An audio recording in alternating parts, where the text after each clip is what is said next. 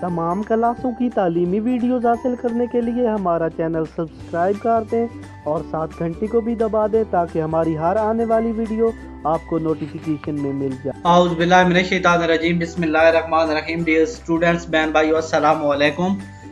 سیوکس class 11 first year کی سیوکس ہم نے شروع کر دی تھی، تو آج ہمارے پاس یہ چوتھا سوال ہے کہ فرد اور معاشرے کا باہمی تعلق واضح کرے۔ ٹھیک ہے، تو اس کا جواب ہم بک سے ہی تلاش کرتے ہیں کہ فرد اور معاشرے کا باہمی تعلق کیا ہے۔ تو چلیے اس کا جواب دیکھتے ہیں کہاں سے شروع ہوتا ہے۔ تو بک کا سوال بک سے ہی ڈھونڈیں گے تو انشاءاللہ امید ہے کہ آپ کو سمجھ بھی آئے گا اور وضاحت سے آپ آرام سے توجہ سے سنیے، ساتھ بے شک کاپی پینسل رکھ لیں تاکہ کوئی مسئلہ بھی ہو تو آپ بتائیں یا نوٹ فرما لیں اور مجھے بعد میں بتائیں، اپنی قیمتی رائے ضرور دیں۔ تو یہاں فرد اور معاشرے کا باہمی تعلق والا سوال ہے، تو ہم نے سب سے پہلے یہ کرنا ہے کہ یہاں پہ پہلے معاشرے کی تھوڑی سی تعریف کر دینی ہے۔ ٹھیک ہے، یہ لکھ دینا ہے کہ معاشرہ انگریزی زبان کے لفظ سوسائٹی کا ترجمہ ہے۔ ہیڈنگ آپ نے یہاں پہ دینی ہے کہ فرد اور معاشرہ، ٹھیک ہے، جو لاطینی زبان کے لفظ سوشس سے اخذ کیا گیا ہے، جس کے لغوی معنی ساتھی کے ہے۔ گویا معاشرہ سے مراد ساتھیوں کا گروہ یا مجموعہ ہے، لیکن جب معاشرے کا لفظ استعمال کرتے ہیں تو ہمارے خیال میں معاشرے میں انسان کی تمام علمی، ادبی، تہذیبی، ثقافتی، اخلاقی، روحانی، سیاسی، معاشرتی اور منظم و غیر منظم جو ساری سرگرمی ہیں اور محبت و نفرت، تو اس طرح کے تعلقات اس میں شامل ہو جاتے ہیں۔ تو یہ آپ نے لکھ کے پھر فرد اور معاشرے کا تعلق یعنی ان کے مقاصد جو ہوتے ہیں وہ آپ نے بتانے ہیں۔ تو یہاں پہ فرد اور معاشرے کا باہمی تعلق لکھ کے پھر اس کی پہلی ہے یہ لکھنا ہے کہ فرد اور معاشرے کے تعلقات کو ہم درج ذیل سے واضح کرتے ہیں۔ تو پہلی ہیڈنگ آپ نے دینی ہے انسان معاشرتی حیوان ہے۔ فرد اور معاشرہ لازم و ملزم ہے، دونوں کا باہمی تعلق بہت گہرا ہے۔ پیدائش سے لے کر موت تک ایک فرد معاشرے کے تعاون کا محتاج ہے، معاشرہ اس کی تمام ضروریات پوری کرتا ہے۔ علاوہ ازیں فرد کی شخصیت و کردار کی تعمیر معاشرے کے اندر رہ کر ہوتی ہے۔ آج سے ہزاروں سال پہلے یونانی مفکر ارسطو نے جو بات کہی تھی وہ آج بھی سچ ہے کہ انسان معاشرتی حیوان ہے، مین از اے سوشل اینیمل۔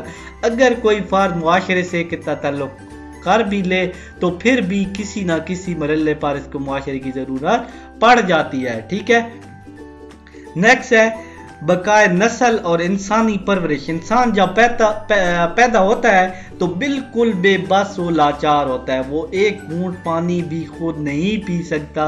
جانوروں کے بچوں کے برعکس انسانی بچے کی پرورش بہت مشکل کام ہے۔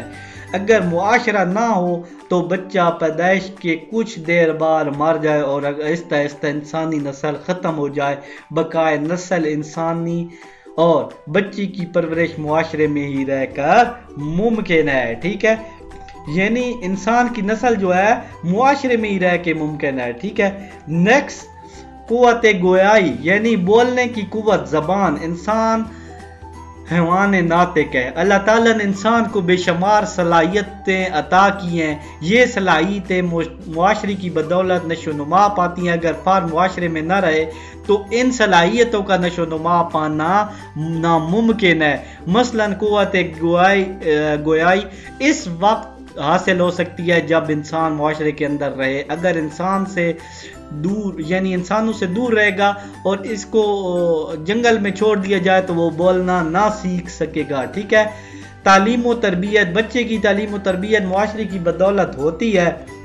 جن لوگوں میں وہ رہتا ہے، جس قسم کے خاندان سے اس کا تعلق ہوتا ہے، وہ اسی قسم کی تعلیم و تربیت حاصل کرتا ہے اور اس کے مطابق اپنی ذہنی صلاحیتوں کو نشو و نما کرتا ہے۔ تو یہاں ہم مسلمان معاشرے میں رہتے ہیں الحمدللہ، تو ہم مسلمان ہیں، تو جو بچہ سکھ معاشرے میں یا ہندو معاشرے میں پیدا ہوگا وہ اسی کی پرورش بھی پائے گا اور اسی کا مذہب اختیار کرے گا۔ نیکسٹ 5 ہمارے پاس ہے تہذیبی و ثقافتی ترقی۔